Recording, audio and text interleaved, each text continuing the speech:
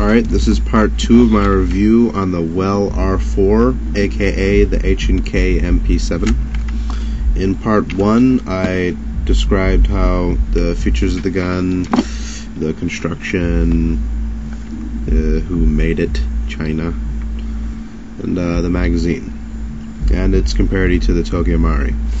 Going back to that note, owning a few Tokyo Maris myself, I'd have to say that the construction is pretty close to Tokyo Mari's. Since it's the copy, they did for a copy, it's really good in my opinion. The metal doesn't have the best finish though, and in fact the paint on the metal is chipping a little bit, but that's not that much of a problem. You can just spray paint that if you really want to. But when it comes to some of the smaller features, I would have to give this gun props. That it's really well made for a $90 gun. It's not as well made as Tokyo Mari, but things are firm on it for the most part. These sights, they have a little bit of spring action to them. They're not just loose on there. It's spring back down. That's always good. The stock is spring loaded a little bit. Pops out when you press the switch. The switch is right here. And then when you pull it out, you hear a firm click when it locks. Now, stock in general, some of the research I've done or heard on some of the models that the stock really isn't as reliable. That if you wiggle it around, which it does have some wobble to it, but it's not the real firearm like I've said in other reviews, and so you're not going to have to worry about the stock that much, and the wiggling is not that much of a big deal. But going back to the research I did, the stock will retract on itself because this latch right here isn't made that well. But on my model, it is pretty sturdy. I'm hit on this pretty hard, and it won't retract, and it says if you can move it around a little bit, it'll retract on itself. I've only got to retract on itself doing this once. Oh, look, there it went. But that's doing that pretty hard.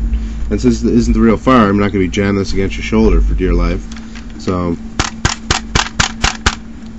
hitting on it isn't making it retract on itself, which is a good thing. Just twisting it and jarring it enough will get it to retract on itself, but in general the stock is pretty sturdy. When you retract it, clicks firmly back into place, which is pretty good as well. The selector switch does not really have any play in it, which is also good.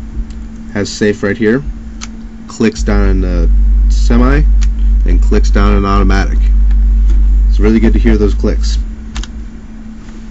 Now, the sling on here, as well as these sling mounts, do not come with the gun. I put them on there. I also put grip tape on here as well, if you guys have noticed that yet already. But when it comes to FPS, looks and construction only goes so far if you don't have performance to back it up. I would have to say that's probably one of the cons when it comes to this gun. I haven't really gotten to test fire it that much, but so far it doesn't have the range that I want, and the FPS is only about 220. Now that is pretty below average for an AEG. It's extremely below average, and that's about a spring gun in comparative. Now, the Tokyo Mari has about 250 FPS, and that, for the most part, isn't that good either. But that's because this gun has a new generation gearbox, a mini-type gearbox, which is made of metal, by the way, and has metal gears, but it's upgradable as well. It's a little harder to find upgrades for this, but since everything is smaller, but like I was going to say, you can still do upgrades on it, and I would heavily suggest doing that by getting maybe a Type bore barrel, battery upgrade, doing a shim job, working on the gearbox for the most part. They do make a specific spring. You can't use regular upgrade springs on this. You have to get a specific upgrade spring, but for the most part you can use regular upgrades when it comes to the gears, not the spring and piston, or the motor as well. But the gun has adjustable hop up. You pull back the charging lever on here, and it pulls back the bay door. Let me get in the light. Pulls back the bay door right here just a little bit, and you can adjust the hop up. Now, one thing I read on here is the gun doesn't have that much range, and a lot of people think that, but that's because the gun comes over lubed. Now, the hop-up won't really work that much unless you clean your hop-up bucking of all the oils that are in there that keep it from the hop-up actually working, putting the backspin on there. Now, for the most part, I'll have to give this gun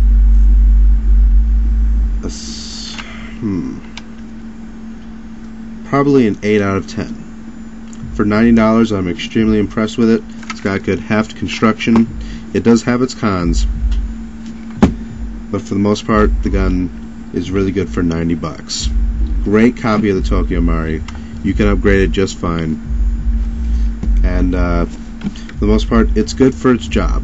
I wouldn't suggest this as a primary, but it'll do good for a secondary or a sniper, especially because it's nice and small.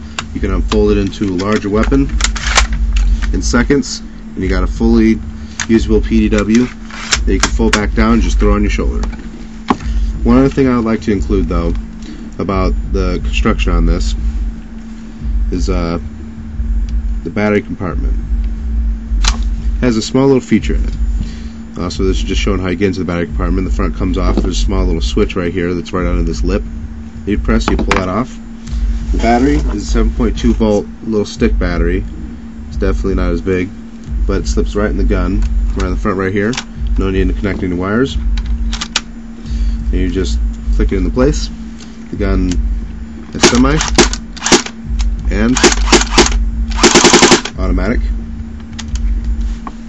But the little feature I was going to mention was in the battery compartment, which surprised me when I found it out. If you don't have the gun on safe, you cannot put the battery all the way in the gun, surprisingly enough. But when you put it on safe, it slips right in. Off safe,